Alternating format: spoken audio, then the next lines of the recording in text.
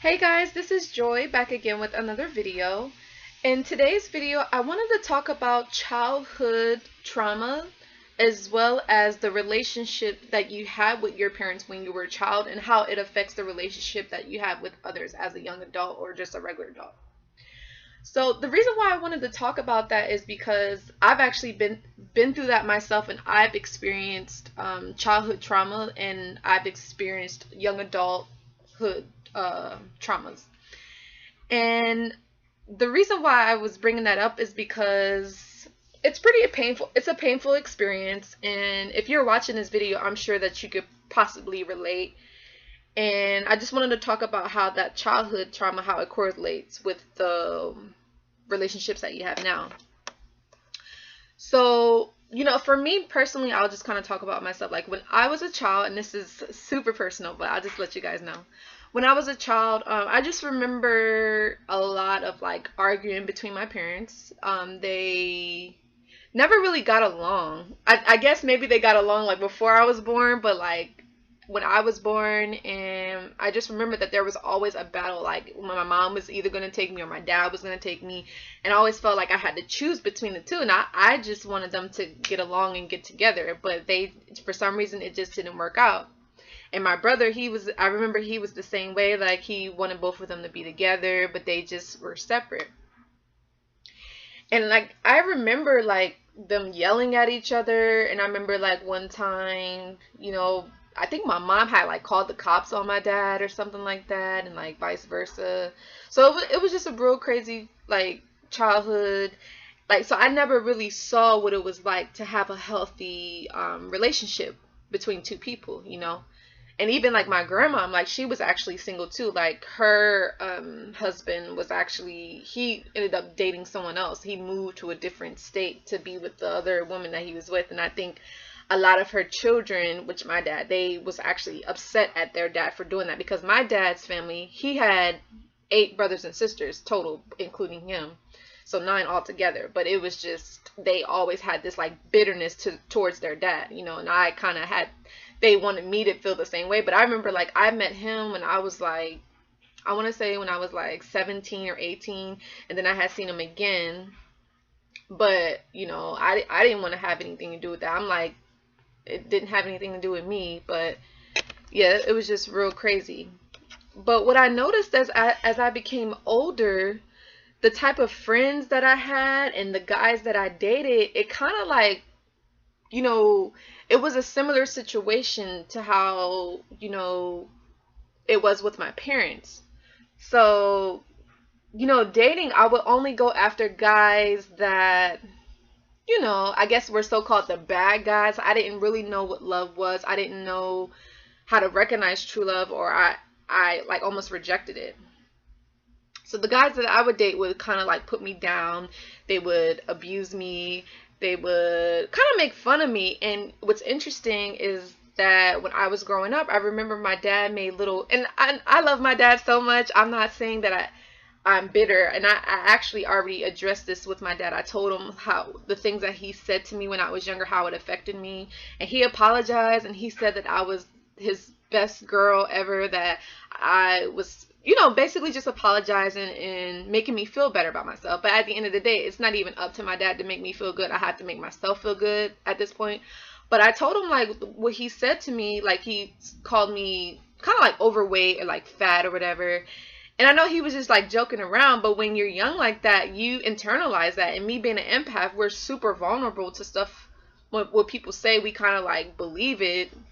Well, I was younger then, but now I know. But before, like that was something that, I just took that on, and I was like, okay, like my dad talks bad about me or he makes fun of me, then I would automatically go and date someone that would do the same thing, because it feels like home. It's normal for someone to make fun of me, to put me down, because I learned that from my dad. And again, I'm not dashing my dad. I love my dad so much.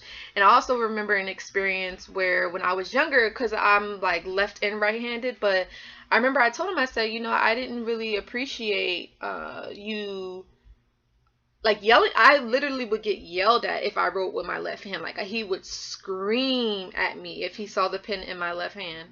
And that's traumatic. And as a child, you're also thinking like, wow, like I'm not good enough. Like I can't write with my left hand. Like I have to write with my right hand. And to this day, I eat with my left hand. I throw the ball with my left hand.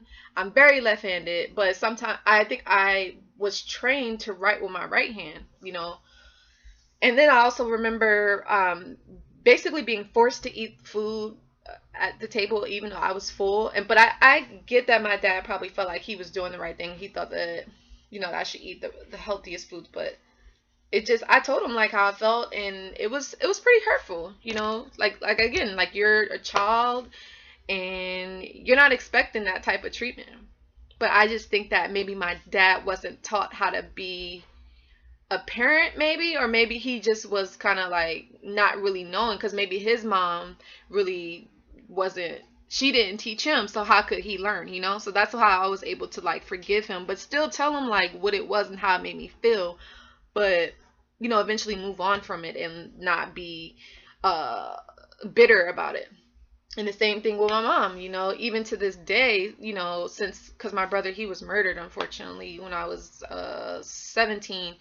And I feel like I was kind of abandoned. And even like growing up when I was younger, um, you know, I just always felt like she didn't really love me that much. I knew she kind of loved me, but she didn't have a good relationship with her mom. So it's like, how can she have a good relationship with her daughter? Like, her mom probably didn't, because I believe that my mom's mom didn't raise her. It was her grandmom. So I remember like my mom didn't really get along with her mom like that. So it was a real weird dynamic.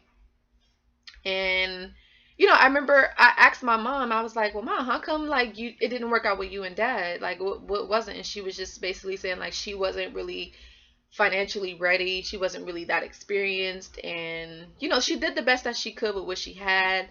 And I had to accept it. And I mean, because my mom and my dad brought me into this world. I mean, God pretty much made it work, but they brought me here and I'm blessed. You know, I have the gift of life, the gift of sharing my experiences with you guys. But I say all this to say that those experiences that I had with my parents, it affected the relationships that I attracted with the guys and just regular friends, period. You know, so you really have to understand the dysfunctional in your relationships, and you gotta release those people that are toxic, you know, because you're gonna continue that cycle, that negative, abusive cycle. And yeah, it's pretty painful, you know.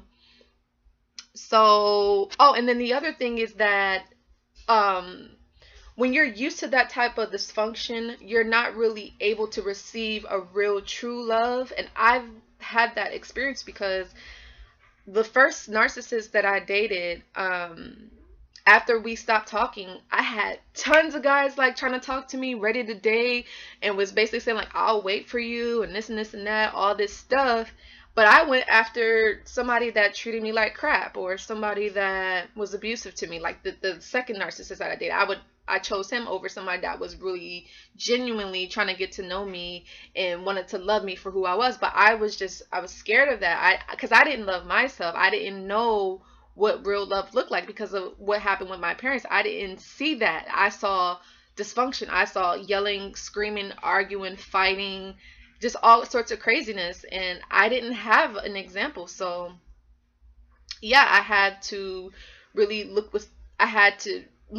within myself, and I had to also grieve because uh knowing that I was basically traumatized as a child.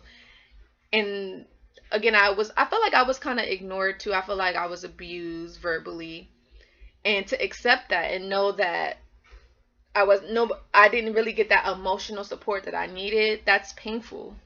And it's like I can never go back as a child and get that. So I have to become my own parent. I have to become my own mom, my own dad. And it's all about just growing up, really, you know. And in a way, I wouldn't take those experiences back, because I wouldn't be on here sharing this information with you guys. Because if you're watching this, I'm sure you are currently going through it, or you've been through it, and you could definitely relate.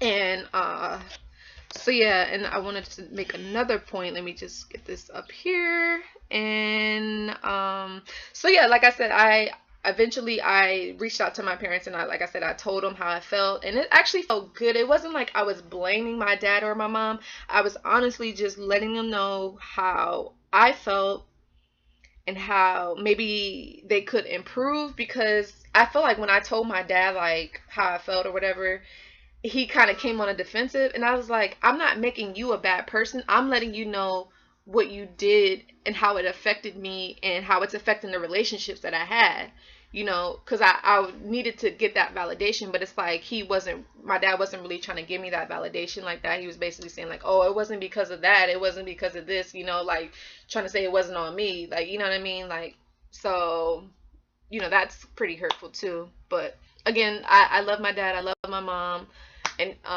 actually I haven't heard from my mom in quite a while, which is kind of hurtful too. But I know that we all have things that we are going through, and it's like, I know that she loved me, and maybe I'll hear from her soon, or maybe I'll see her soon. That would be nice. But and then the last thing is all about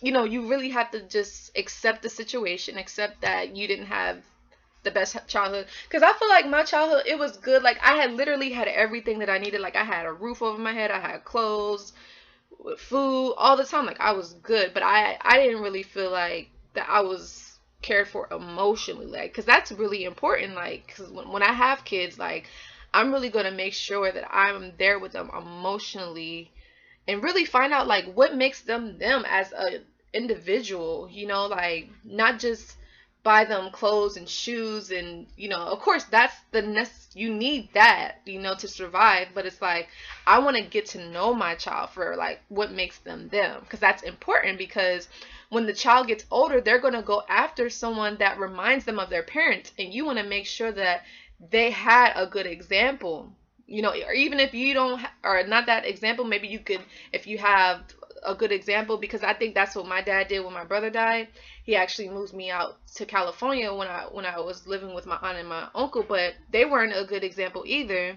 But I mean, they were together, but it was even more dysfunctional, always like arguing, being passive aggressive, uh just very toxic, and that's the reason why I wanted to move out, because who wants to be around that? That's stressful. So yeah, that's the video, you guys. That's the reason why what happened to you when you were a child. That's the reason why you have those type of relationships that you have now. So I just wanted to make this video so that way you guys could kind of get a feel and work towards healing. That's why I have this channel. I want to help all of you guys heal or get on the path to healing. I'm not here to heal for you, but I'm here to get you to that direction so you can start working on healing. Give you some strategies, some techniques, things that you can do to start on that road to self-discovery. So thank you guys for watching this video. Please be sure that you like and subscribe, and I will see you guys in the next one. And please be sure that you follow my narcissistic abuse Instagram. It's Live Narc Free. The website will be coming shortly. And thank you for tuning in. Please be sure that you like and subscribe. Bye.